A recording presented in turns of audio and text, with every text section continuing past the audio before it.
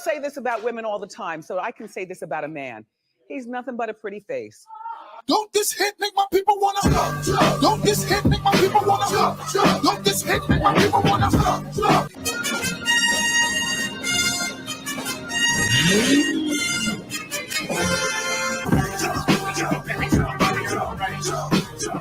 Watch the series finale of X-Men next Saturday morning. Check your local listings. And the Disney stock just keeps going down and down and down. And then Bob Iger is all like, it's gonna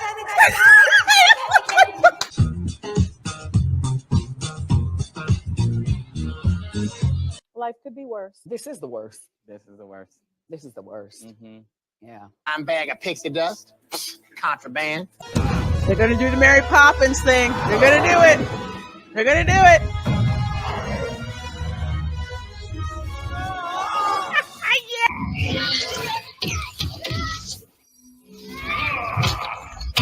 Oh, bitch, you killed Kenny. Kenny. You fat hoe.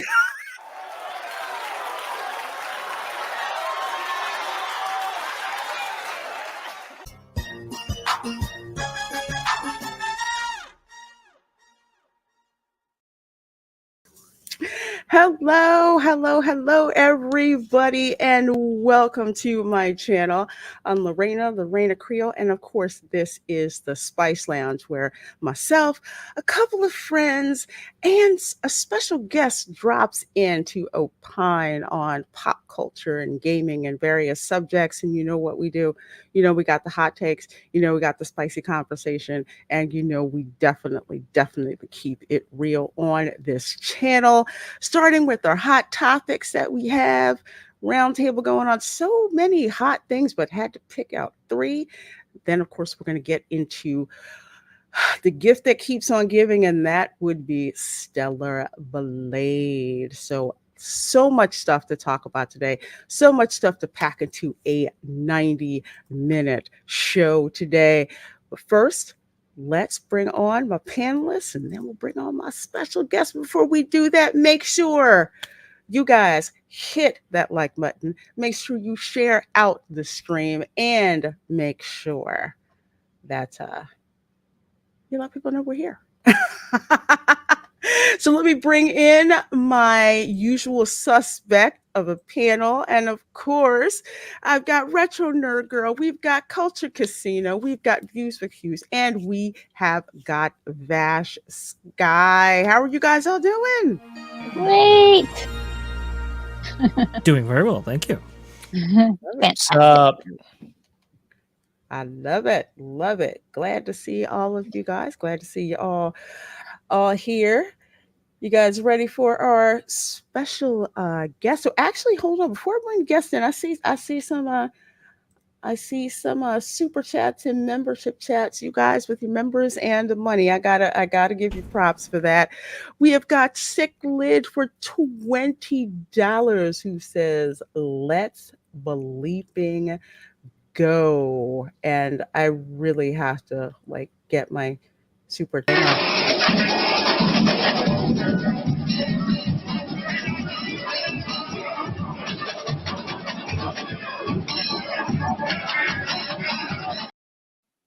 I'll have to get some more clips.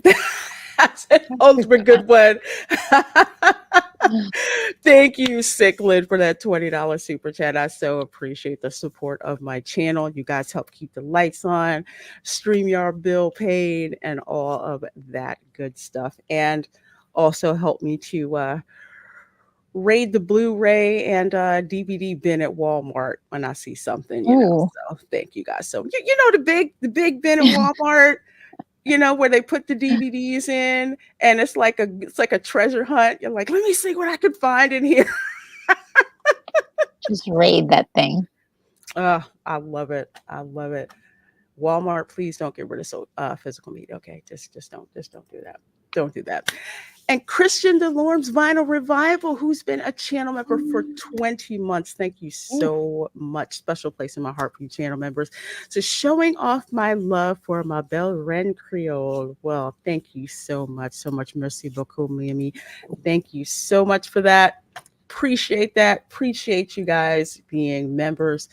Speaking of members, make sure you are opted in for gifted memberships because we have got some very generous channel members who just want to bless you guys with memberships. So make sure that you are opted in, especially as Saturday, as that's May the 4th.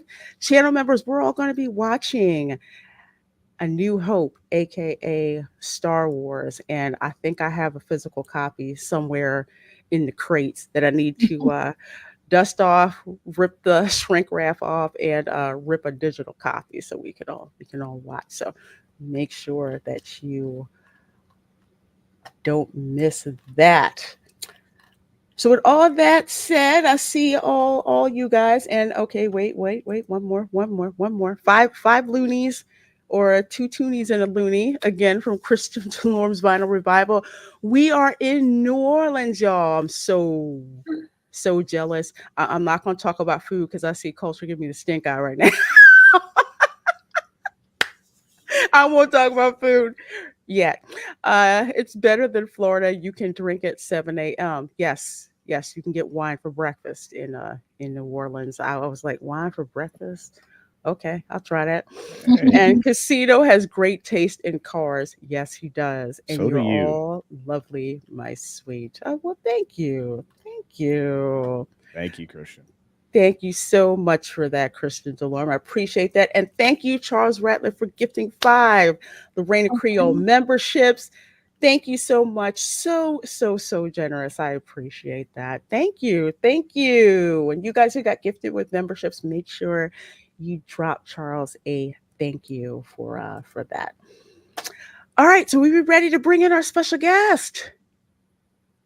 It's like, yeah, Yes. we're ready. We're Yes. ready. Absolutely. Folks, I'm so excited to bring on our special guest. So thankful and blessed that she did an interview with me on my channel, the one, the only GothixTV. How are ya? I am so good. You needed like a little soundboard of like the kids cheering. Yeah, like that. There we go. Yep, right there. That's gonna be on my shopping list. So until then, I'm just gonna use Bash. That's why I'm here.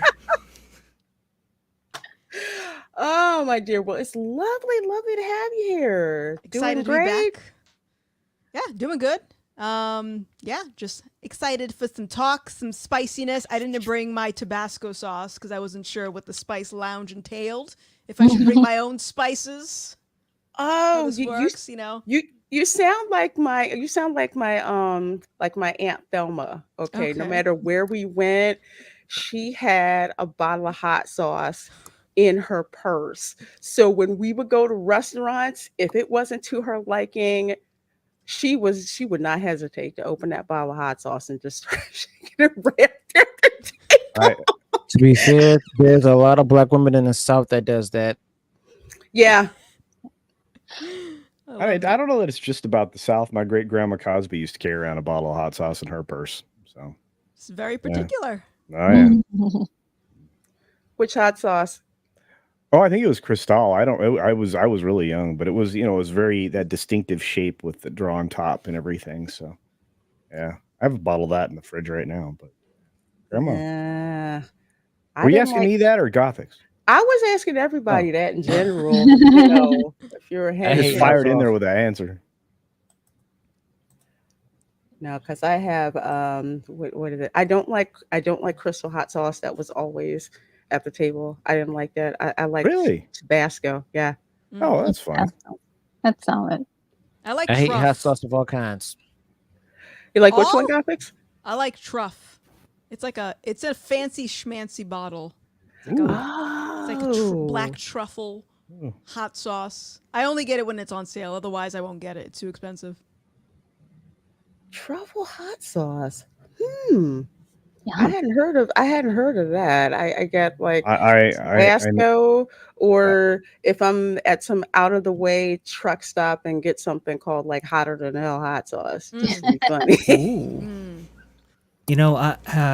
Disneyland, and now at the new Tiana's Palace restaurant, which, it's I will always miss the French market, but c'est la vie. They do have an amazing Tabasco barbecue sauce. Oh my goodness gracious, it is so good. Absolutely stellar. I don't know if they sell it in stores. I don't know if it's available anywhere else. But Tabasco barbecue sauce makes that restaurant. Oh, nice.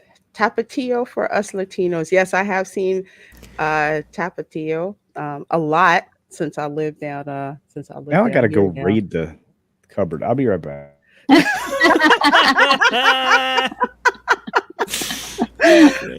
Oh, well, let's see. I know we're talking about speaking, not to say that it's yet it actually is kind of spicy.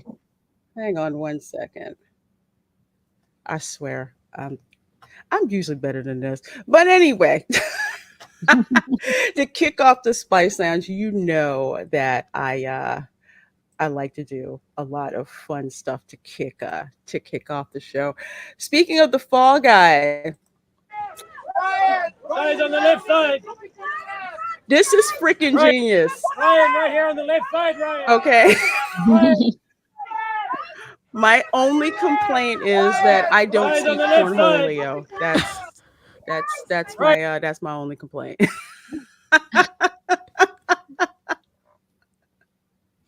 That was probably like the funniest SNL skit I've seen in a long time.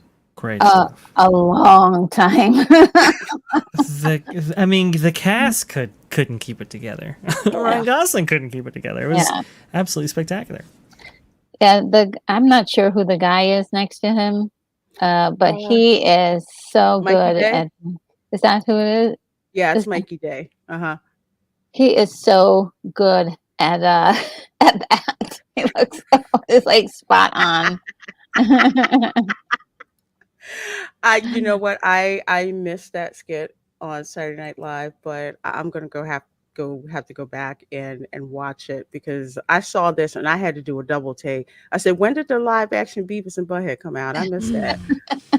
No, I thought it was CGI. I was like, oh, they did some CGI work here, and it's actually their faces switched up like that. I'm like, whoa, and that's some real talent there. Watch the TP show.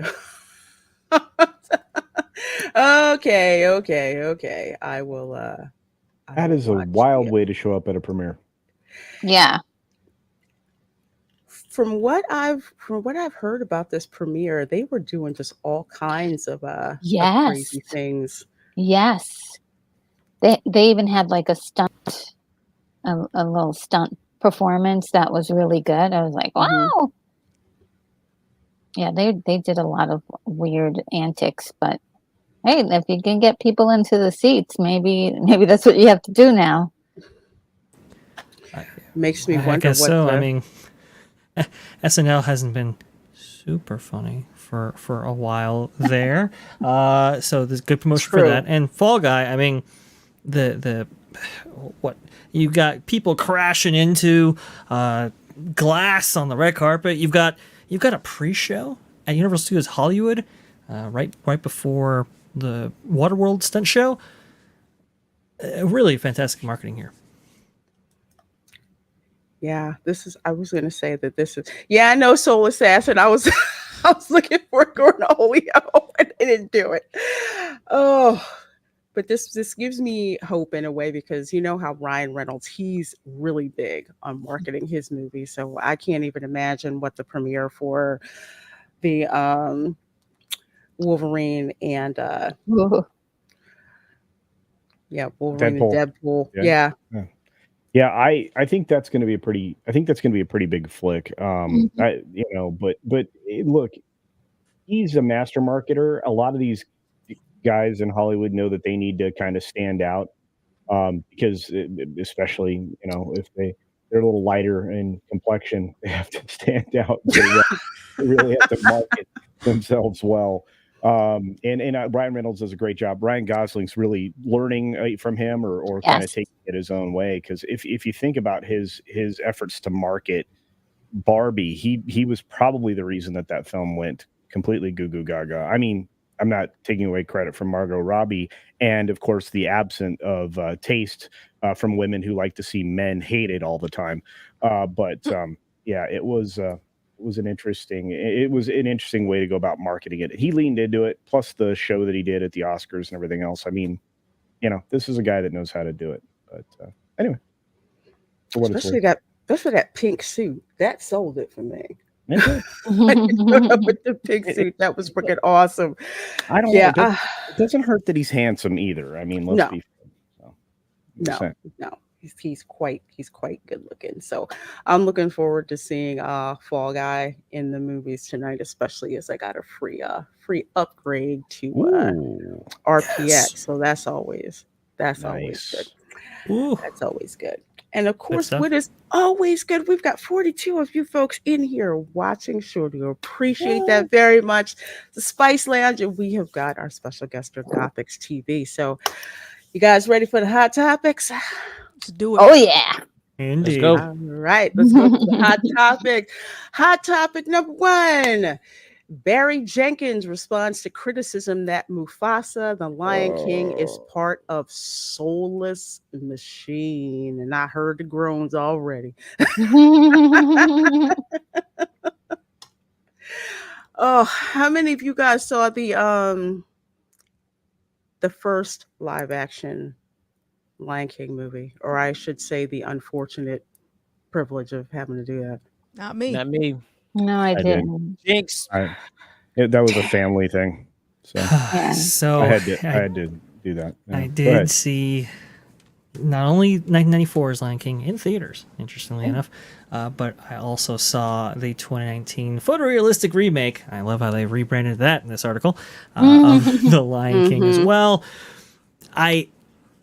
Not good. Just really, I think Jon Favreau was just coming off that huge success that was Jungle Book, and honestly, I think those characters and animals, I think, looked a little bit better, and especially when you had like a real life actor to really kind of play against.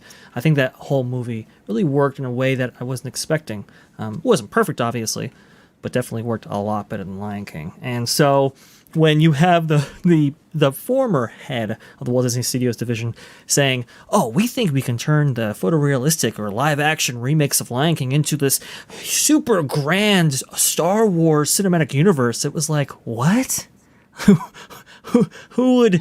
Why is this even being considered? At that time, I knew that wasn't the guy, and now we'll see how this pet project of his will actually perform, but I don't think it's going to materialize in the way he quite envisioned. I wonder what was the amount or the budget for it and everything, not only for production but also marketing too. I can't wait to see that, because I guarantee you all this is a flop. I mean, Mufasa. I mean, we all know what happened with Mufasa and Lion King, both the animated version and the live action version. What's the point of seeing this one if we already know what's going to happen? It doesn't matter, like, how, to me, it doesn't matter how he became king and stuff, unless it was from the animated movie and stuff. If they make that, then I'd be able to watch it. But as far as I'm concerned, this one is dead on arrival. I'm not having any interest in it. And also, does anyone know if James Earl Jones is playing the role of Mufasa, or did they get somebody else, or you think they use AI? They own control of his voice, so they could have used AI. So. It's another actor. Is it? So yeah, because I think they're going for a younger Mufasa for I think the length of the film. So they did something else. Okay, I'm Let me out. just get the name. Yeah, Guys just look like I never seen. Yeah, Aaron Pierre. This is I don't know what the point of it is. This I don't get it, because like you said, we already know what's gonna happen, unless this is just a reimagined version. And Mufasa is, I don't know. I don't even know like what the point of any of this is. Well, it would have been go nice. ahead, guys. Sorry. Well, it would have been nice if they gave us something in the trailer. Like, I was kind of down on Planet of the Apes until I saw the trailer for Planet of the Apes, and it looks like there's actually a story happening there.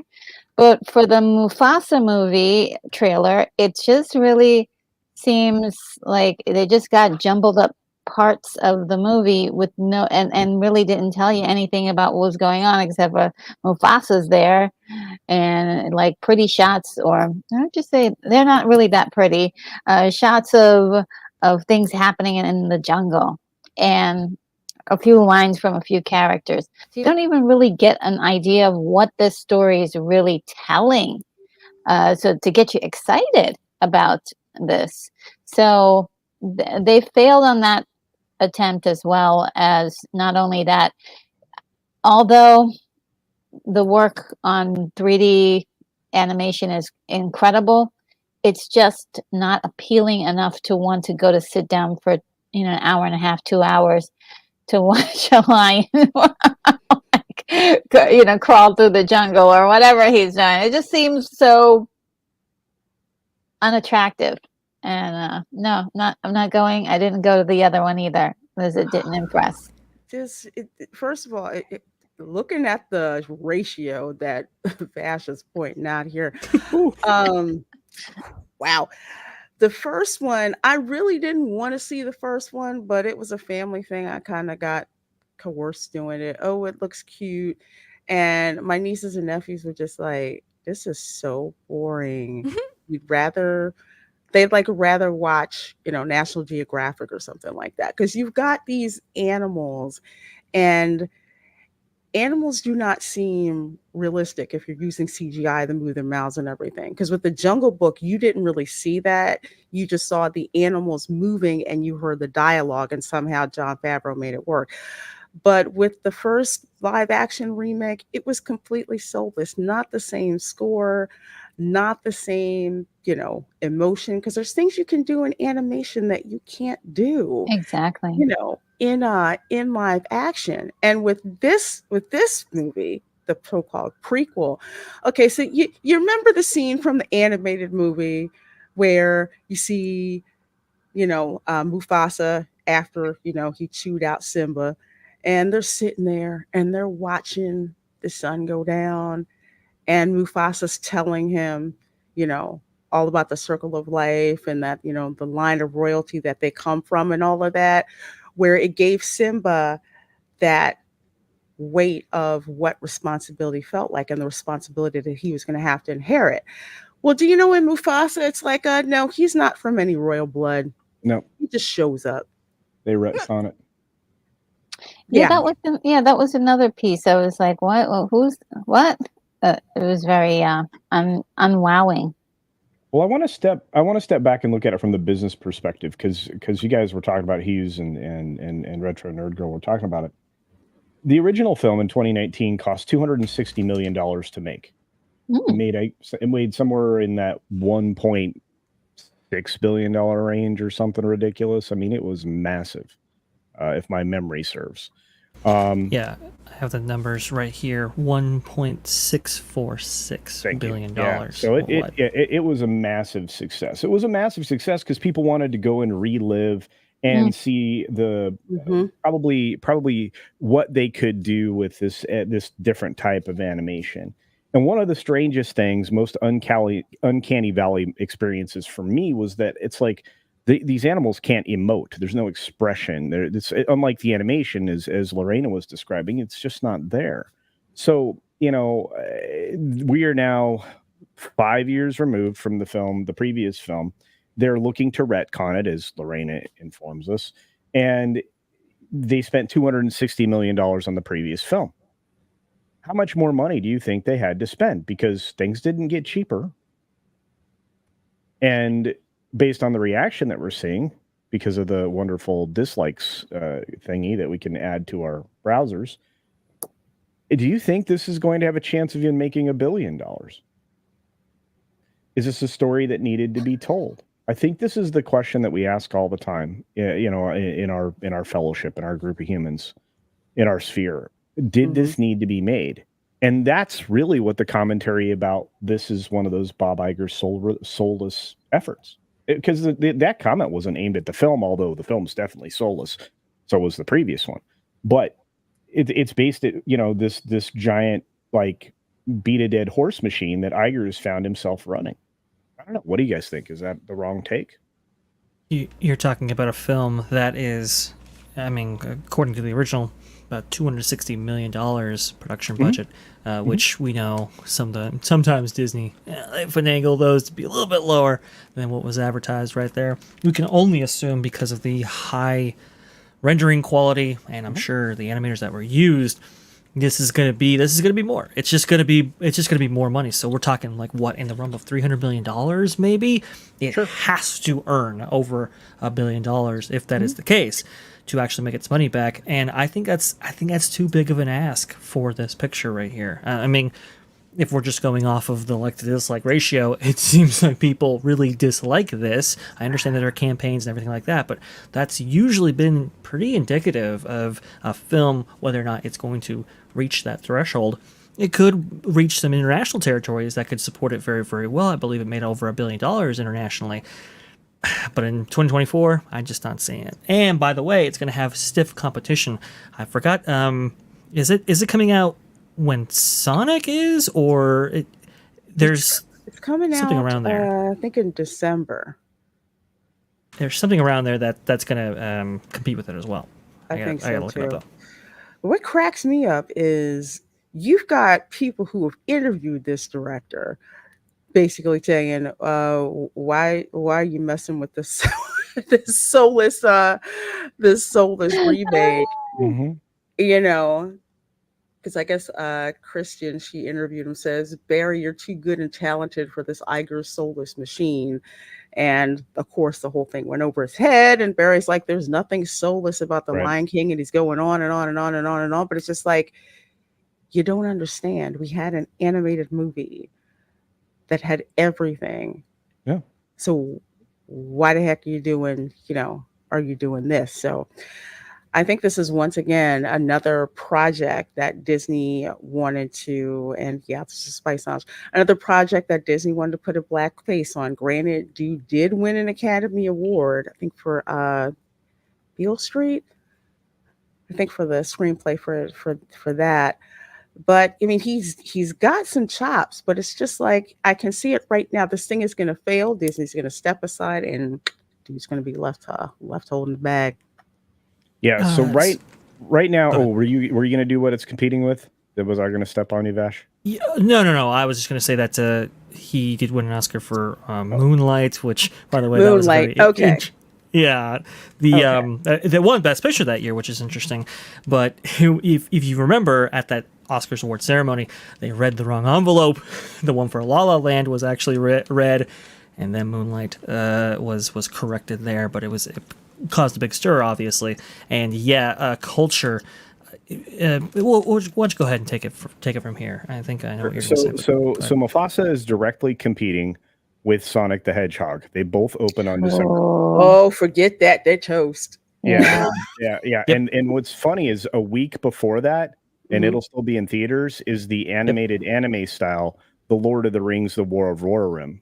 Yep. So if you don't think there's competition in the theater, that's like, both of those are going to appeal to young people, right? Both of those films, plus the weekend before, you'll have another animated film. So you'll have 3 animated films headed into Christmas in theaters at the same time.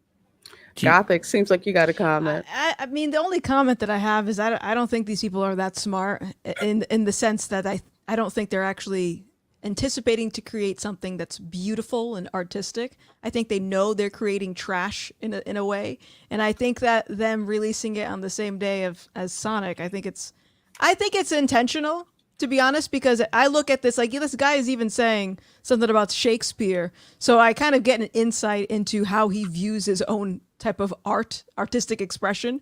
It's not that deep, bro. It's just like exactly. Look at the word choice here. He says, well, the original Lion King was a potent vessel for communal empathy, and it's like, what? This was the first time that many children around the world experienced collective grief, and it's like, what? Like you said, Gothix, it's not that deep. What are you talking about? They're also reaching. I guarantee they're also reaching out to the wrong audiences and stuff. There's certain people who, well, let's just say the new generation are not familiar with Mufasa and stuff as they think they are and everything. and they assume that those of us who are parents and stuff who are the core audiences or were the core audiences of Disney and stuff, this would be marketed to people like us if they were actually done it right. But the thing is, trying to go ahead and win over a generation that probably never even heard of the Lion King, let alone see the live action or the animated version. Most of them might have seen the live action remake and all of that, but they probably didn't really care much about it because of the simple fact that I haven't heard any reports of any rewatchability, as well as the fact that there weren't no mentions made of it compared to the animated version of the Lion King. Because why? People didn't want to see the Disney remakes, and also I didn't like the Jungle Book, so the Jungle Book was what made me tune out of the Lion King live action remake, and after that, I was done with the live action remakes altogether. I liked it probably because I saw it with my nephew, and he's one of those wild type of boys, so we kind of had fun watching that one. But yeah, that's an isolated case. But the ones they've been coming up with, nah. But we go from this statement right here just makes me think that he didn't see Bambi or any of the other like movies, that animated movies that made kids cry all over the world. So I don't know. They're redoing Bambi in live action. I'm so not looking forward to that. So before we move on to our next hot topic, first of all, you guys are so generous. Over 65 of you folks in here watching. Thank you so much for being here in the Spice Lounge. Appreciate that. Let's see, we've got 5 gifted memberships from Jay. Thank you so very much for that. We have got 5 gifted memberships from Angela Richter. Thank you, Angela. Thank you. Dr. Kocho Dragon has been a member for 6 months. Says Lion King live action equal creative bankruptcy. Facts. Yes, you are 100% right on that for sure. And Mark Daly, thank you so very much for that $20 super chat. Just in the mirror universe where this movie was made within a decade of the first movie and was animated back when Disney animation didn't suck, I'd be interested. In this universe, not so much. Yeah, I'd have to give it to you for that. No, imagine if this was actually drawn animation. It was that would be amazing. If you would have did it with like the original cast and did a prequel, okay. Yes. Okay, especially with James Earl Jones. I know the lady who did Sarabi's voice. I think she had passed away. But for the most part, if you had the same like soundtrack, I think Alan Menken did the music for that too, right? The soundtrack music for The Lion King. Was it Alan Menken? Do you guys remember? Might have been Alan. Sorry, either I do way, apologize. it was no worries. I was like, I thought whoa. I was setting up for a joke, and that did not work out right, and I became the joke. I do apologize about that. I was gonna say because the later later in the article it says that I guess a critic was responding to a tweet that we have above right there, and saying that the Barry Jenkins of Moonlight would have never said what you said. And it's interesting because the line in the famous movie is, "Remember who you are." Right? Yeah. So that was we the all joke. do, which is more than likely why people are rejecting this sucker. Yeah. But going from Disney not having a clue to what's going on to someone falling on a sword that I do not think he needed to in the first place. Chris Hemsworth says Thor Love and Thunder work was a parody of myself. And this article is courtesy of Pirates and Princesses. How many of you on the panel saw Thor Love and Thunder? Or any Thor movie? Unfortunately, I saw Thor Love and Thunder. Yeah, I saw the first one. Yeah, I saw the first. Yeah, I saw the first. I saw the first one. No, go ahead, He's. Sorry, bud. I was gonna say I saw the first 3. I enjoyed them, but Love and Thunder, the missus said at least have an open mind. She said that was horrible. So I was like, I told you to listen to your husband. I told you. Well, I I saw it. I saw all three. 2 was god awful, and this finally was, you Ooh. know, well worse than that. You know, Ragnarok was just a little bit disrespectful, but kind of funny. This thing was fire, trash fire, floating down the river. It was really bad. Definitely saw every single Thor appearance in the MCU, so that includes the first 3 films at least, and obviously Avengers, Avengers Age of Ultron, Endgame, Infinity War. I actually do really like the Thor character, and that's why I didn't see Love and Thunder, because I knew it was bad, and it's like, well, why take this character even further down? I'll just leave that off the shelf and preserve my own headcanon. And it's interesting because I did read the Vanity Fair article in which he details a lot of the stuff in this article, which we'll get into. And he seemed to be very reflective of his entire career in that article. And he was saying, yeah, might have gone a little bit too far, even with Ragnarok somewhat, but definitely with Love and Thunder. And I know he wasn't as exactly happy with the character, especially following like Age of Ultron, for example. He just became kind of this big exhibition dump for the story, and so they were looking to revolutionize and rethink the character. So he embraced stuff like Ragnarok, stuff like the fat suit and Endgame, but now with a little bit of time reflecting on it, not so hot on this. And he actually said that, hey, I think I owe it to fans to get back into the suit one more time. Yeah, I was reading through this article. Like, I saw the first Thor movie. I enjoyed the first Thor Me movie. too. I really liked that. The second one, let's see, Ragnarok, it was all right. It was okay. It was okay. Thor Dark World, no, I did not like that one. I did not like that one at all. Love and Thunder, I wish I didn't see it, but I had to report on it, and it was abysmal. It was absolutely abysmal and a joke. And apparently this movie was so bad, Chris Hemsworth's own kids were clowning him about this movie. I remember that. It was just like, telling me how much they didn't like it. The kids, kids are making fun of me about it. But Chris, he talks about how thankful he is to have had the role, in the first place. And he really feels that, I guess he feels like it's his fault that he didn't quite play it as he should. I mean, I personally, and I'd like to know what you folks think, I don't really blame him for that. I blame Taika Waititi for that, for the direction. I mean, it's refreshing when you hear an actor say, you know what, it wasn't that the audience didn't understand it. It's just like, maybe I didn't do my job, right. What do you guys think on the panel about that? I don't really blame Chris Hemsworth for that. Like you said, I blame Taika Waititi, not just him, but also Kevin Feige for going ahead and improving that and stuff too. But the fact of the matter is that Taika Waititi, he felt that he thought everyone loved funny Marvel stuff, so he started putting more and more out there, basically putting extra sugar into the tea.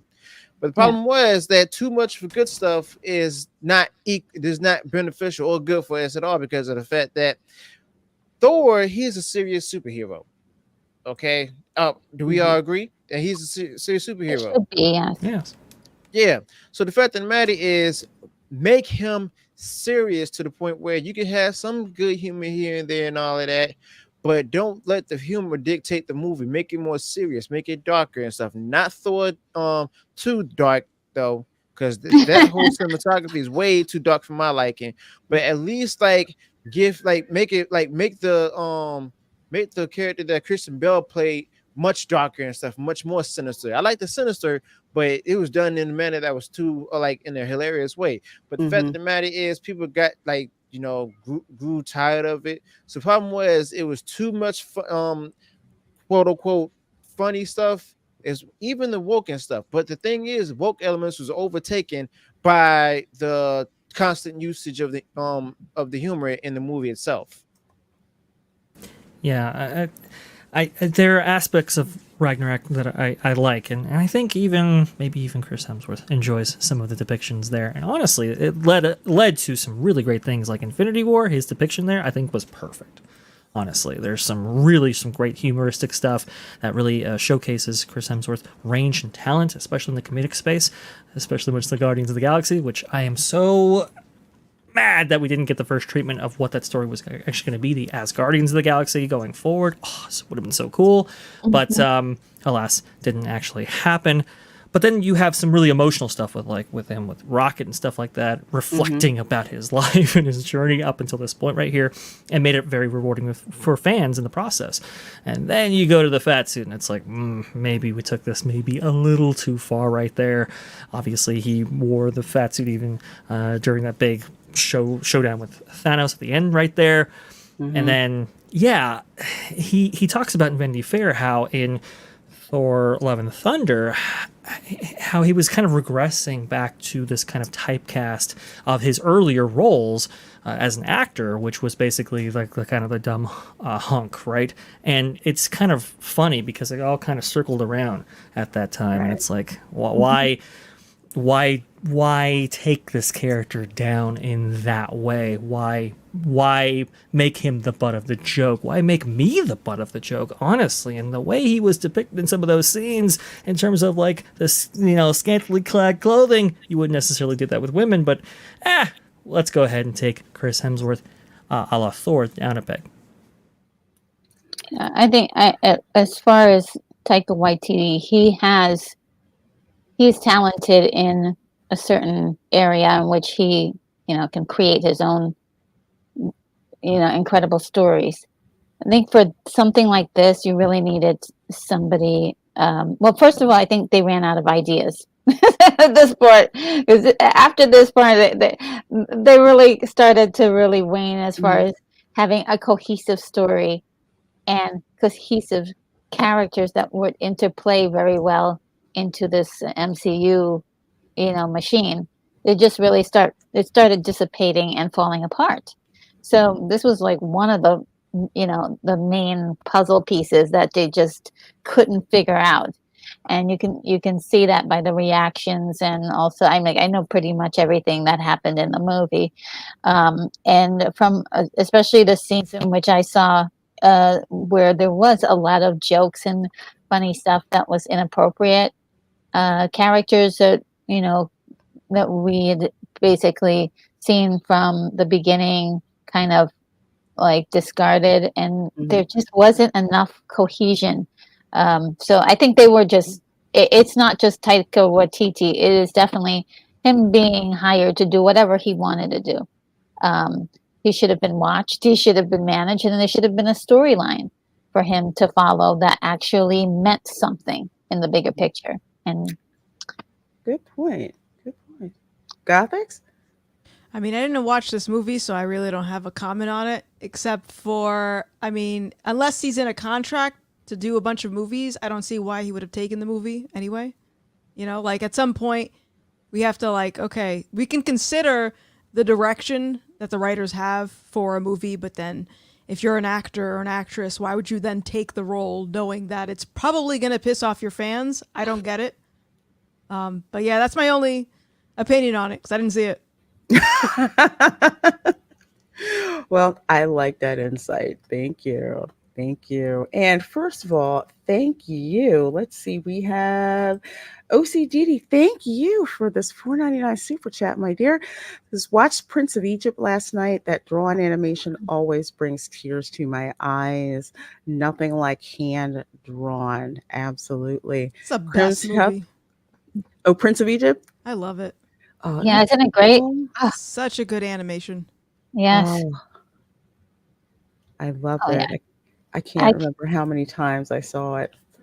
I never have a dry face, because it's just like tears, and usually they're just tears of great movie, wonderful songs.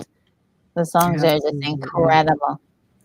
I think I have to put that one on my physical media list so I can have my physical copy of that one. Another one I absolutely love is Hercules. That's actually my favorite Disney movie. Hercules, that's a great one. Makes me again. I can't stop crying through the whole thing. The Muses, I love it. They're so good. Yeah. My gosh. Yeah. You know, we're going to have a watch party for that one too. Yeah. All right. So, our last hot topic that we have. I can't even say how aggravated I am about this, but I'm going to try. Arrowverse creator, Cowboy Bebop adaptation producers to helm new live action Scooby-Doo series. What? Yeah, let me read again. Arrowverse creator, aka the Berlanti gang, CW folks, and the Cowboy Bebop adaptation producers, that abomination, are going to helm the new live action Scooby-Doo series. Coming to us from Bounding into Comics. As if Velma wasn't enough of a creative misfire for the beloved cartoon franchise, a new report, because apparently Netflix has not confirmed this, suggests that Warner Brothers, Discovery, and Netflix have not only teamed up to produce a new live-action Scooby-Doo series, but that it will be helmed by 3 of the most controversial creators in Western media history. I'll let y'all have at this because they're going to market it to the wrong people again. Especially something that no one actually asked for anyway. So, but then that's just me. Yeah. It's sad. This is sad. You're just speechless. Yeah. We had a live action that was passable. Matthew Lillard was great, right? Yeah. You know, but that's not the path that they're going to go down. Did you see the magic words there? Cowboy Bebop adaptation producers. Yes. How'd that go? Terrible. Is that good? Terrible. It was so bad.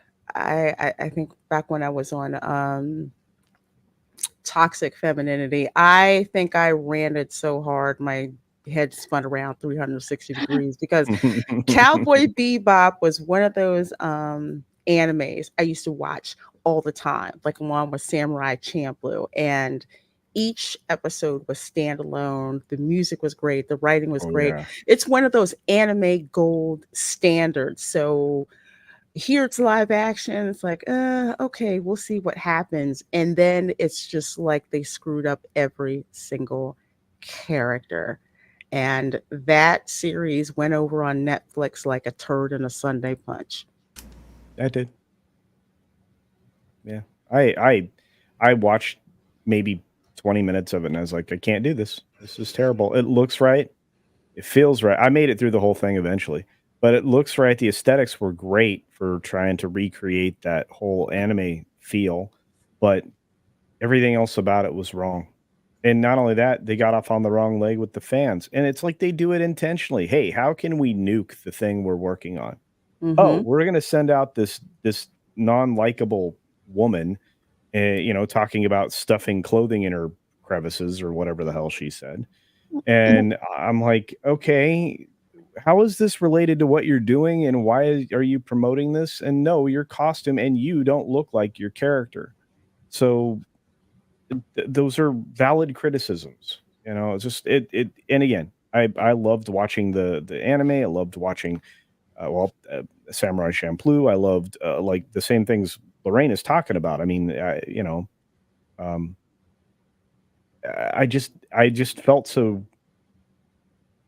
betrayed by the creators because they were like, no, this is going to be an exact representation of what you saw in the anime. No, it's not. Of course, I was younger then and a little more naive, and now I don't trust anything that they make.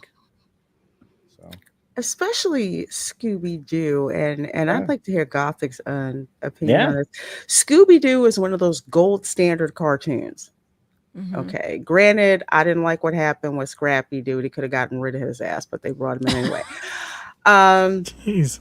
I loved watching Scooby-Doo. You go to a convention, that's one of those gold standard cosplays where you have the Scooby-Doo gang and, points if you've got, a mystery machine that, you customize. It's one of those cartoons that, that people, for the most part, love. That's a good part of either they grew up with it or they've watched it in syndication in perpetuity. Makes a ton of money at Universal Orlando. They've always got the group out there in costume and dead on. They're like, they're like the Scooby-Doo gang. The live action films, I pretty much liked. I liked Matthew Lillard as, as Shaggy. He nailed it. I love that. But given current Hollywood, and they're trying to do this, I don't know. What do y'all think about this? My thoughts are, is anyone surprised anymore? Like, I am not surprised by any of this, and they're gonna keep making trash. Scooby-Doo should be left in Scooby-Doo time. Like, why are you making a live action of something that is that this generation doesn't even know for the most part? Like, again, like the old live action, okay, cool. I got down with that, but like, why? I don't know. I have nothing to add because I haven't watched Cowboy Bebop or Arrowverse, so I'll take you guys' word for it. Don't watch it. That it's terrible. I don't know. It's just terrible. I don't get it. Yeah, our disappointment just keeps piling up. Is all. It was not only of its time, Gothics. It was also a subtle message to kids that don't believe in ghosts and goblins and all these things. There's a lot of subtle messaging in here beyond the stoner stuff that everybody likes to talk about. Sure. Yeah. But I mean, but there were a lot of messaging there's a lot of under, and again, kids weren't going to pick up on that. Adults were. They were going to, they're going to be like, oh, well, there's no such thing as ghosts. There's isn't these goblins. There's not a haunted house. It gave kids a sense of relief, not to worry about these things from a stupid cartoon. There was a lot of good things about this, right? And it was, and they kept saying, well, I would have gotten away with it if it weren't for these pesky kids. Well, it shows that, people of all ages can have an impact in the things around them. I mean, I know a lot of people don't read as deeply into these types of tales, but that's what tales are. Stories, even cartoons, they're about reaching out and reinforcing something that's good about humanity, or at least that's what they should be about. So absolutely. Sure. Absolutely. And usually the guy in the monster costume turns out to be Old Man Jenkins.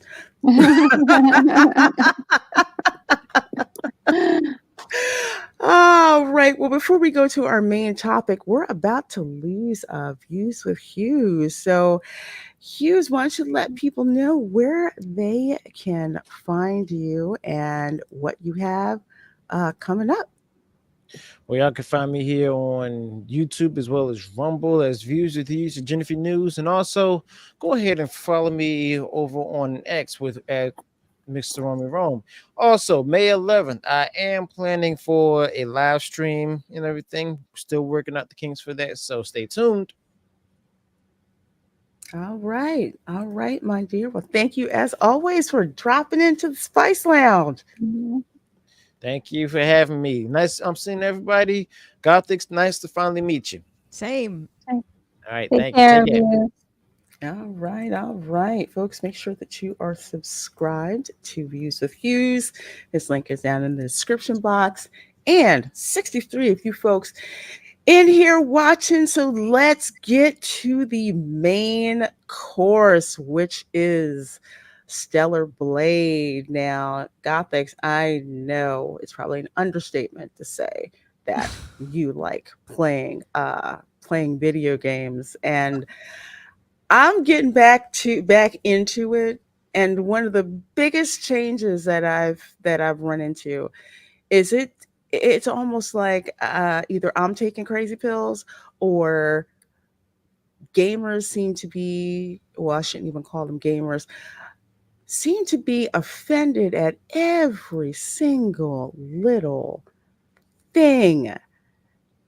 More with this, like Stellar Blade, I had no idea what this game was until people started people or game journalists started complaining about how skimpy the outfits were, that it's just made for the male gaze, and that people should be ashamed of buying this game, which only made people get into buying it more.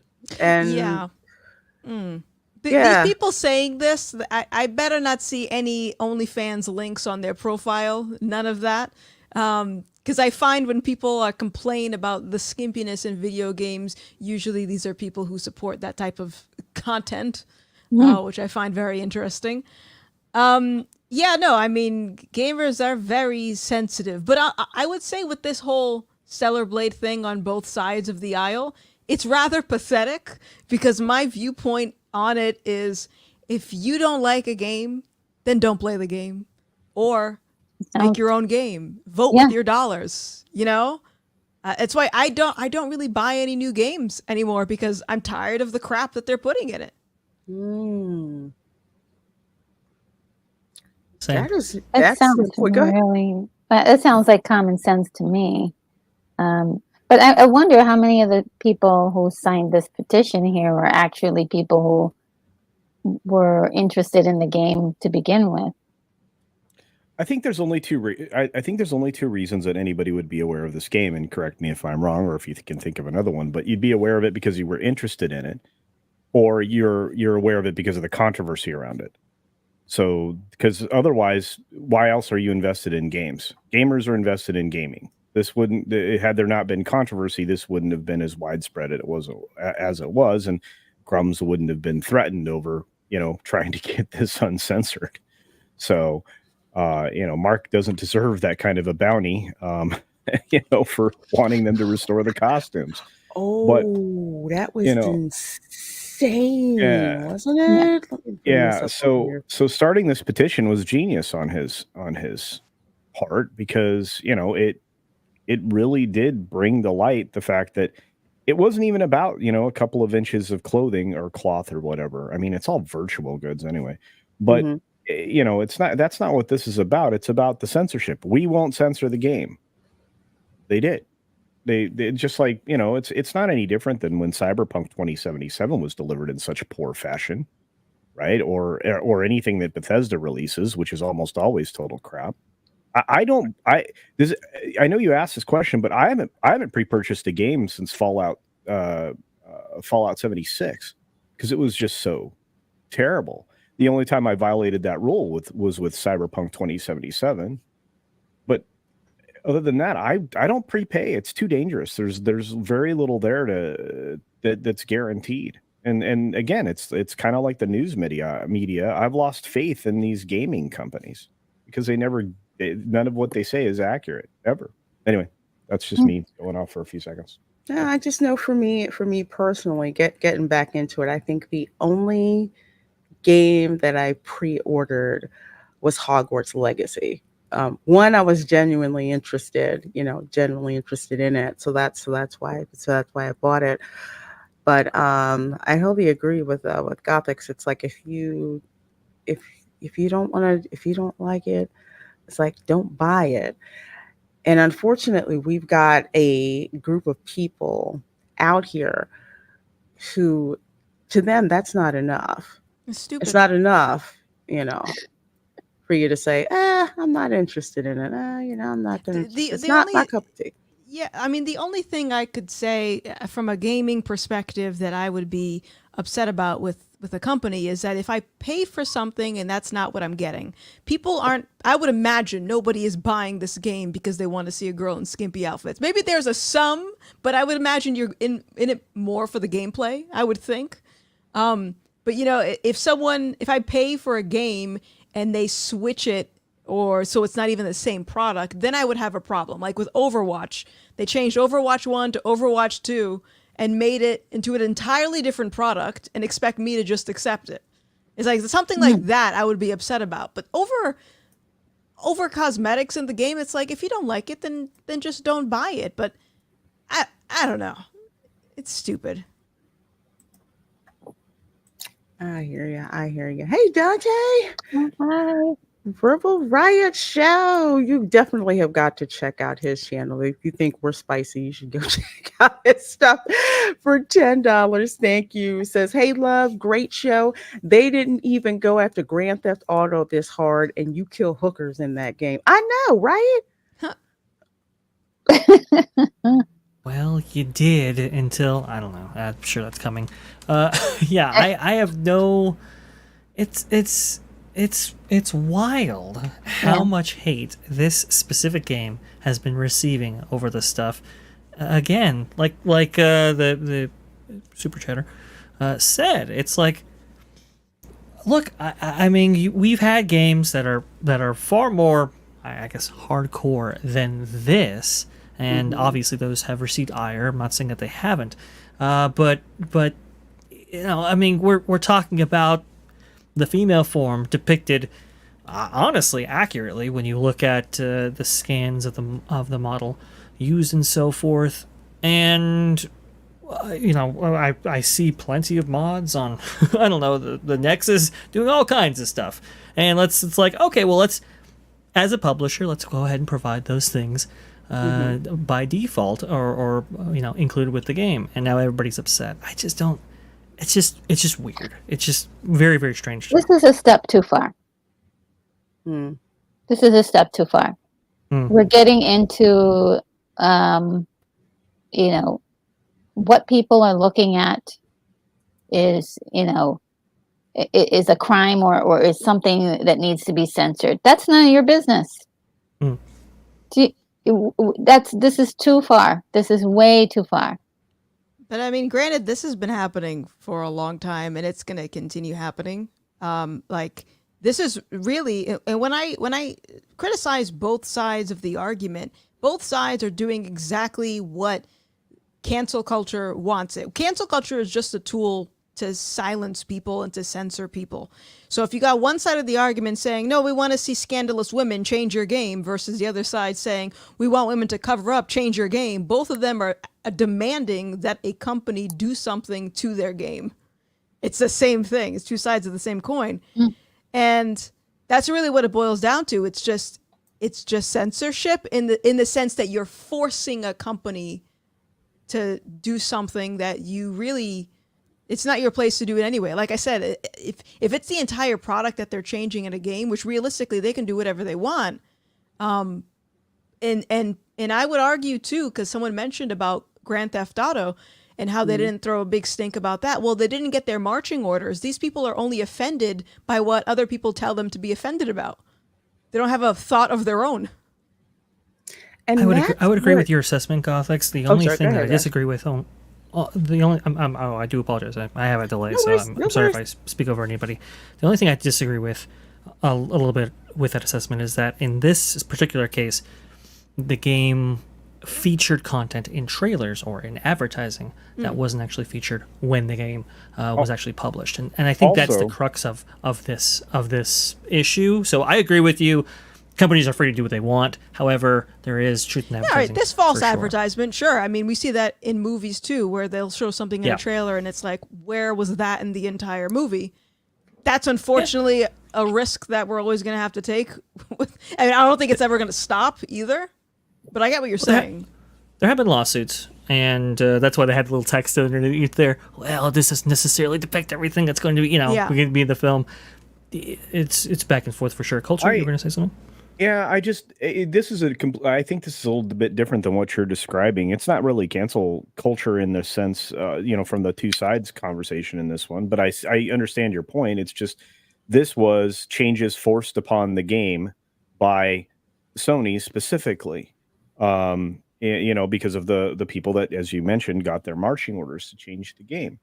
So when I look at that, it's in a different context, especially since the gaming studio, the developer, said they weren't going to change the game, and you can still play the original version of this game. You just can't connect it to the internet.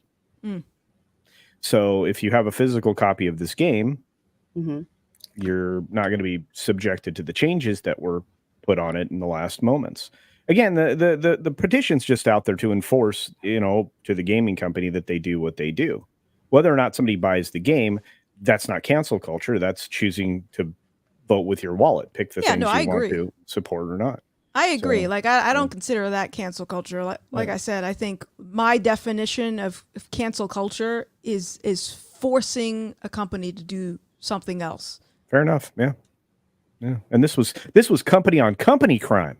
Yeah. Well, granted, we can argue that the company got their marching orders by the investors. Sure.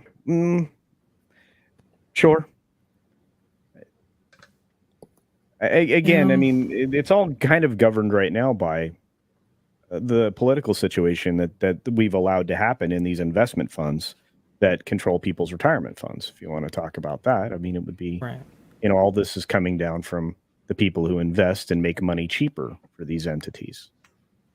Because it used to be that as investors, you want to make sure your product is making money, or what you're investing in is making money. So like you guys were saying, before, it's like, it's one thing, it's like if they advertise it and what you get is not what they advertise.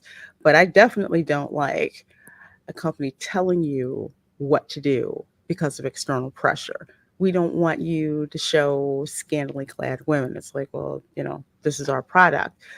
Our customers want it. If there's people who don't buy it, then they don't buy it, and you just leave it at that. But I just find it really interesting that the people with the loudest voices who want to control what you buy or what you should enjoy, that's what's the most insulting, I think to me when I see this. It's like, if I want to play a game full of scantily clad dudes, then that's what I'm going to do. But don't put them in like orange jumpsuits when I buy the game. What game was that? I don't just particularly buy that. I don't think there are a shortage of games that have men not wearing shirts and things. So I think you ladies are fine. It's the dudes that are getting hit. But it's fine. I'm just thinking, I mean, there are times when I'm playing games that I'm just, I'm unwittingly missing clothing, but it's fine. I mean, it's okay. I think it's the entire God of War franchise you're talking about there. Yeah. A couple of other I mean, things. like I said, there's some stuff out there. You ladies have plenty to look at. So. Oh yeah. I see that. Hey, Radleys. But yeah, it looks like it's at 66,705 signatures. I mean, that's wonderful.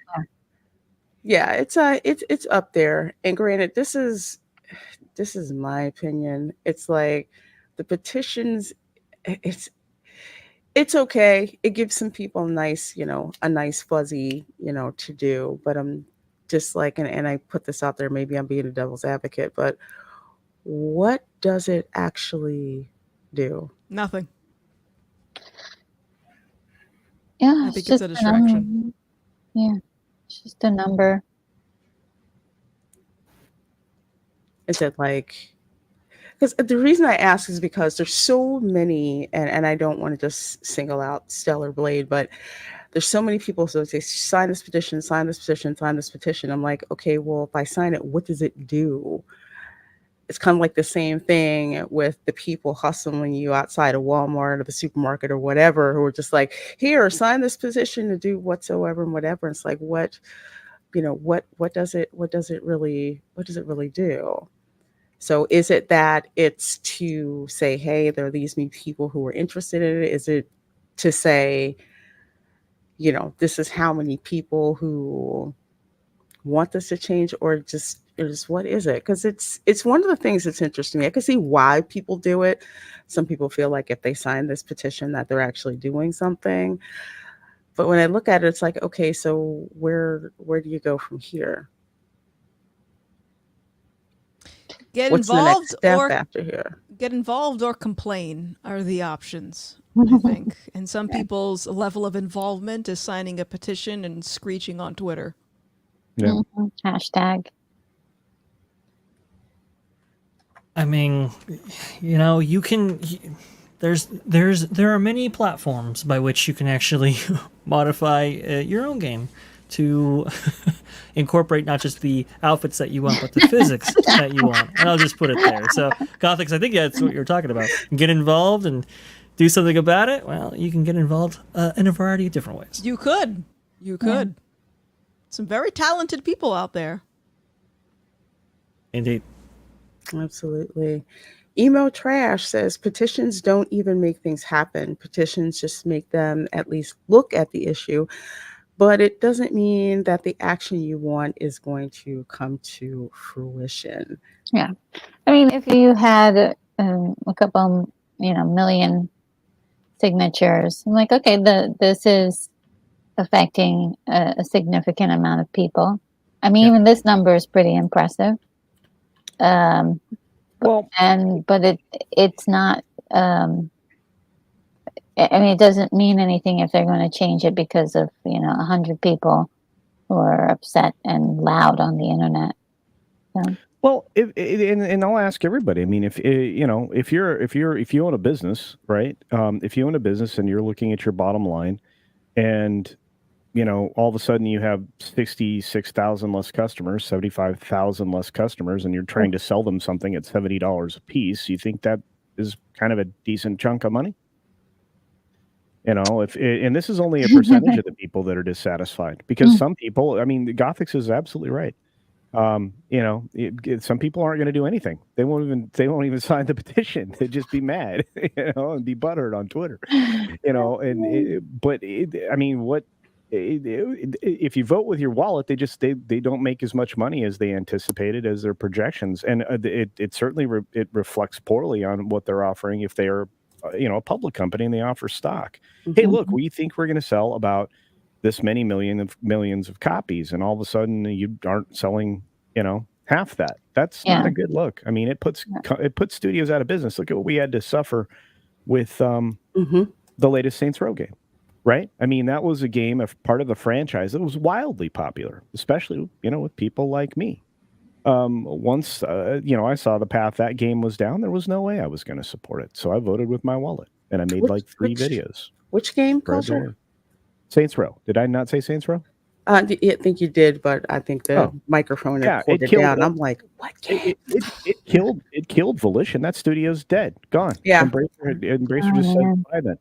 And Embracer's been killing studios left and right with their decision making process. And it's not just Embracer. And I wanted to bring this up with Square Enix. They're expected to lose $140 million. Now, you want to talk about people voting with their wallet. Y'all remember that Forspoken game? I heard about Sweet it. Baby Inc. was involved in that. Granted, before I knew anything about Sweet Baby Inc., I saw the trailer and I was just like, no, I don't think I'm interested in buying this game. A lot of people didn't buy that game, so much so that I believe the game studio went out of business. The indie game studio that produced Forspoken. Oh my goodness. Went out of business. That's crazy. Stop listening to those guys. I mean, have you ever heard of that happen? Because I'm going to ask Gothix, have you ever heard about that happening? Like a whole studio goes out of business because the game was so bad? It's going to keep happening. And I would argue that's the point. Yeah. I think that's the point. Yeah. They were also the ones to do, what is it? The Final Fantasy VII Rebirth, is that right? Square Enix did, yeah. There was a issues there as well. Subcontractor studio that did Forspoken for Square Enix. Go ahead, Culture, sorry. No. I was just going to add, and it already got picked up, so no, we're good. It's just, if a game costs $100 million, which is how much Forspoken costs for development, $100 million, right? Mm-hmm. And then you have all your marketing and everything that goes into that. It's not unlike a film. Your marketing budget's immense because you've got to get the word out as the pants off of this. And if you make a game and everybody loves it, you recoup that and you become wildly profitable. Kind of like, well, how long? This is the game I always point at. How long have they sold GTA 5. We always have to return to, the master crafter of stories, Rockstar. So, and GTA 5 was the last with all the original writing crew, because I think Dan Houser left right after that. And although he may have worked on Red Dead Redemption 2, but they've lost a bunch of their primary story people, and it shows, and it will show in GTA 6. But that's not the point. They spend hundreds of $1 million on these games, but they've been selling that game for over a decade in multiple platforms, and they have a constant stream of money from their online portion of that game. So if you want to be wildly successful, that's the kind of game you deliver. But I think the minute you start to introduce the messaging and the politics, now you have to remove story to put garbage in, and that's what they've been doing. And garbage doesn't sell very well. And I think Gothix is 100% correct. They're willfully destroying these studios and these IPs, but they're doing that in all entertainment efforts. I mean, film, television, even books. They're going to go back and edit classic literature. Well, they have been, so that it appeals to a modern audience, which just means taking out the moral of the story and replacing it with the new garbage, the new religion. Think about the first story that we covered here. Barry Jenkins and the Lion King, right? What do you say? A potent vessel. You have a contingent of activists who utilize these game studios and these games and these franchises and these products as potent vessels for messaging. And unfortunately, a lot of those messages include political ones or inherently divisive ones that really that tear people apart. One, create controversy. Two, but also only tend to appeal towards, because they are divisive, they only tend to appeal towards a portion of the audience, which, especially when you have these AAA games and they're so expensive to produce, well, then you're necessarily cutting off the revenue that could be brought in. Absolutely. And here's another one. Alan Wake 2 still has not recouped its budget. That's another one. Yeah, but the amount of cope and seethe in that article's not in this article, but in the other article where this story was a part of. I mean, that's that's pretty evident. I mean, that's the story they're trying to sell. This one? The other Alan Wake story, one of the places where I'm sure John sourced. Oh, okay. Oh, yeah. The original. Yeah, I believe it. So when I look at that, the cope and seethe that's coming out of these people that are being interviewed or talking about their products, it's amazing. And then of course, games journalists are the bottom of the barrel because they'd rather be writing about politics. So you get politics and everything that they do that's supposed to be about gaming. Anyway. Yeah, that's another thing that I'm like getting used to. It's like I remember when games journalists, they actually played the game and they wrote specifically about the game. It wasn't, well, we wish the game had this, and how come it doesn't have this, and you shouldn't be doing this, and all that. I think I cut somebody off. I'm sorry. No, I was just going to ask Gothix. Now, Gothix, you love gaming journalism, don't you? That's you. Yeah. All right. So yeah, it's a little humor. So let me ask you this: don't you think it's a great innovation that Sony's come up with to have the gameplay itself for the gaming journalists, so they don't have to play the game that's hard, so they can just write their article? What? Wait, say that again. Oh, you haven't heard about this? There's an innovation now in the gaming sphere where the game is going to play itself for you, so you don't have to worry about the hard stuff like playing the game. So cheat codes, but more. Yeah. Well, yeah, it just basically does it for you. So okay. I can't. And you're still gonna buy it for $70? Well, no, I imagine they are given their copies. Okay. So do you just send a video at that point? Yeah, it's just a video. These are the cutscenes for you. Yeah. Yeah. Here's our story. Yeah. Let's talk about the gameplay. No, but seriously, that's the plan. So their goal is to make it so that the games especially for any kind of, especially for grinding type of activities as well. Did I cut out? No. I was just saying I can't because I it's literally, they don't have to play it. They don't have to complain that they keep dying in the game. If the game is too hard, they just basically sit there and hit a button and watch it. Yeah.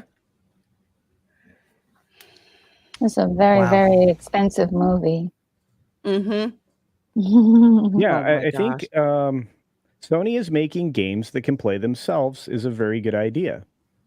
That's one of the stories coming out of Game Facts from a day ago, Game FAQs. And there's other stories related to this. That's just one I managed to pull up because I was looking through it the other day. Video Game 24/7, VG 247, says Sony's latest patent imagines future where your game would play itself, and so on and so forth.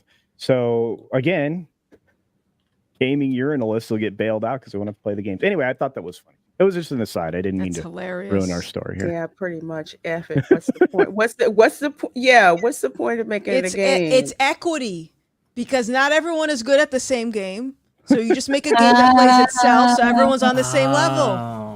So nobody feels left out. Oh. Yeah, that's right. It's equity. It's the equality of outcome, right? Well, the people in the chat are making fun of me because I suck at Dark Souls, and so I did that for like. So this is for you. This is your product. No, because I'll just give up on the game. I'm like, I suck at this game. I'm great at other games. This game is not for me. That's okay. Dude, you sound like me with it's like I'm okay Cuphead. with that. Okay, bro, I hate Cuphead and Dark Souls. Oh my gosh, the graphics. I love the graphics, but I'm like, I'm tired of dying the first 30 seconds. And am I ever going to But see, like, I'll just accept that I suck at these games, and I won't demand that they fix it and make it easier for me. No, just take bets with your friends. How long is it going to be before I die? Everybody plays your bets. Well, you know what? And some of that money should roll over to me because I die spectacularly in Dark Souls. I'm just saying. I will sometimes off myself because I'm like, oh, I better run away. That's rough. I'm falling a lot. This is gonna hurt. Oh my gosh. I tell you, but that used to be a badge of honor. Like, yeah, I died real fast, or I lasted 5 seconds in the last time. Trying to play the game. You always assumed when you got a game, you were gonna die a lot. Oh, yeah. I mean, and there's certain games I can get good at. Leading 40-man raids in WoW back in the day, not a problem. Doing all that kind of stuff. I mean, I'm great at first person and third person shooting games and all that, but I get to Dark Souls and it eats my soul right there in front of everybody. I'm not doing that again. Everybody's in the chat. Get good. No. Yeah, get good screw. I didn't mean to take us down that road. I'm just saying that No, but that's a good point though. Yeah, the games aren't for everybody. Roller coasters aren't for everybody. I mean, firearms aren't for everybody. They should be, but they're not. It's like there's stuff that's not for everybody. No, I mean, some people, they don't understand the appeal of, like, say, buying a game like Grand Theft Auto and starting to play it on a Friday night. The next thing you know, it's Monday morning and time to go to work. I mean, I've done that before. Oh yeah, I've had that happen. Yeah, but I mean, in the chat, you guys are right. I mean, games are skills, but collect the skills you need in life, like learn how to grow food year round, so that you don't starve. That's a good one. But when you get back to this stuff, I mean, if you're mad that a company is censoring itself because of some weird pressure from some really twisted organizations in service of a cultural revolution, don't support them. Believe me, the corporations will figure out that the cheap money wasn't worth it. Yeah. As more and more of them go out of business. You think these developers are dumb? These are smart people. They're making these great games.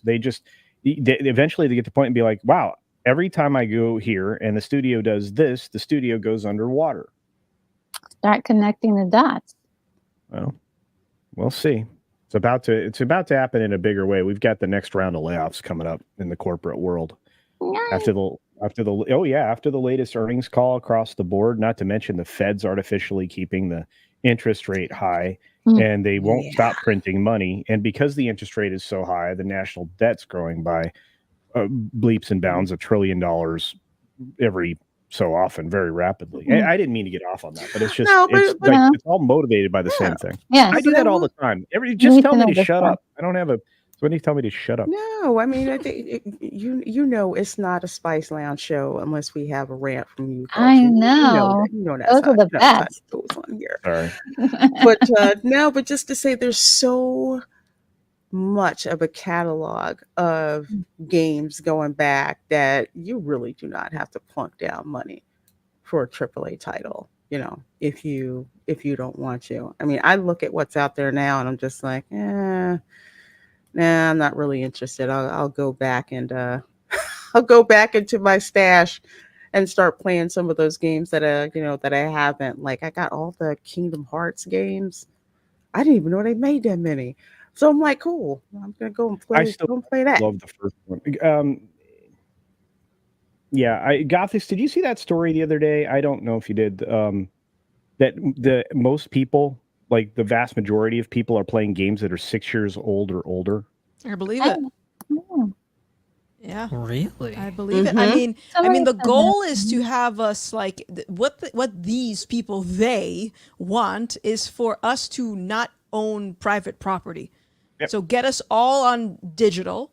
So then when we misbehave, they can take away our digital. So we have nothing to do, which is why if you look at most of the new technology that comes out, there's no disk drives, or you're going to have to pay $200 extra to get a disk drive. You'll own nothing and you'll be happy. Correct, my friend. Yes, we'll all be poor together. Yes. I don't think that the U.S. is one of the worst places to try to run that game, but we'll see what happens. It's not going well. Nope, not at all. And remember, when they want us to all be equal, they want us to all be equally miserable. Remember that.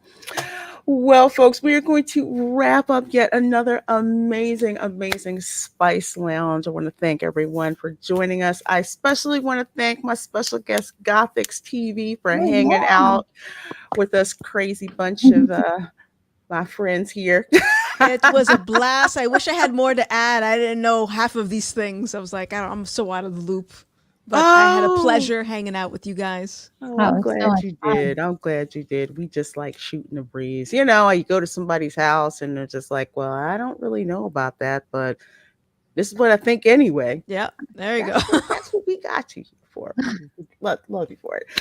Please tell the folks, Gothix, where they can find you and what you have coming up. Yes, you can find me on YouTube at GothixTV. Oh, there's my face. Or you can find me on Twitter at Gothix. Coming up, I'm going to be on Normal World on the Blaze in like 2 weeks, so check that out. And watch my documentary on Lore TV. Yes, folks, I have that link in the description of this video. Please do watch Gothix's documentary on Thor TV. I cannot recommend it enough. If one of my mods can go in there, I love her setup. If one of my mods can go in the description box and get that description for where you can find that documentary and how you can access it, I would appreciate it. Trust me, it will bless your life. Trust me, you definitely want to check it out. Thank you, Retro Nerd Girl. What do you have going on to let folks know? Lots and lots of stuff, but you can check me out on YouTube on my channel, Retro Nerd Girl, and also on Twitter. You can find me there. And just stop by the channel. I do a lot of retro movies and retro reviews, watch parties. Come on and hang out with me over there on my channel. Thank you. All right. Awesome. Please do check out Retro Nerd Girl. I did a watch party with her last Saturday for Fall of the House of Usher, which was off the chain. It was so much fun. So much fun. Please do go and check that out. Vash, my dear, what do you have going on? And let the folks know where they can find you. Well, the best place to find me is going to be on That Park Place, and now That Park Place podcasts online, or T3PO.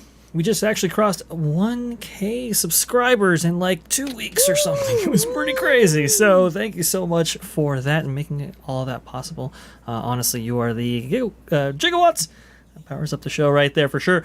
And I'm going to be joining, well, the guy to my, I think, left here? Culture Casino tomorrow at, what is it, noon? We usually do That Park Place live. So that's going to be a ton of fun for sure. So please go ahead, hit the subscribe button on all those things. And by the way, hit the subscribe button on this channel. Hit the like button if you like this video. Share this video. Gothix, thank you so much, by the way, for coming on. Really a lot of fun, and thank you. We are honored to be graced. Oh, stop it. Stop it. But it was a pleasure. Oh, that was magical. Oh, thank you so much, Ash. And Culture Casino, where can people find you? What you got going on? And you muted. You're pulling to me. You know, I do that so I don't talk over people because I'm always like. Anyway, yeah, you can find me on my own channel on YouTube, Rumble, Odyssey, Minds, Getter, and of course Twitter. Stream live now 7 days a week, which means I'm an absolute lunatic. And not to mention, I drop 2 or 3 videos per day, so also a lunatic. And I love following people, smart people like GothixTV. So make sure you check out Gothix. And what else? Oh, you can find me on That Park Place live coming up tomorrow. You can also find me over on Mr. H Reviews channel for the Hcast tomorrow. And yeah, we're coming up on season 3 of our Hcast show. I almost have the new intro done for that and the new credits. So much stuff going on. And of course, I'm always hanging out with Lorena on Sunday before my late night culture show. And you have to check out our Sunday night show. It is so much fun. Welcome to Florida. Woo! WTF. Literally. Speaking of Florida, would you believe I ended up at the Walmart because I don't actively go to Walmart. I end up at Walmart. And don't you know, I'm going to check out. This guy behind me has a pit bull in a diaper. Is it a baby pit bull? No. Oh. This was a full-grown pit bull. He might have had a medical problem. Or was it a lass? If it was female, she could have been in heat. That could be it too. It could be. It could be. I mean, she's very well behaved. I'm just like, did I see what I just... I've seen weirder stuff at Walmart. That's why it didn't really faze me when I saw it. Yeah. You have to say, it's Walmart. Like, yeah, I've seen weirder stuff. Yeah, go to a Walmart in Florida at midnight. I'm telling you, that's free entertainment right there. Oh, it is. Yeah. You won't see that at Publix. Instead, you'll see good fried chicken and good, and good sandwiches. Yeah, people trying to run and get that fried chicken. They will trip you. Trust me. Try to get into it. But folks, as for myself, of course, you can find me here. You can find me on Instagram. You can find me on Twitter. And I believe it's only been about 2 weeks since I've been called a racist. So, you know. New record. 2 weeks. 2 weeks. Maybe we'll reset the clock in a couple of days. I think Black Girl Gamers is going to do something silly, so you'll get called a racist again anytime. Oh, okay. Are they going to unblock me first? Just give it time. Give it time.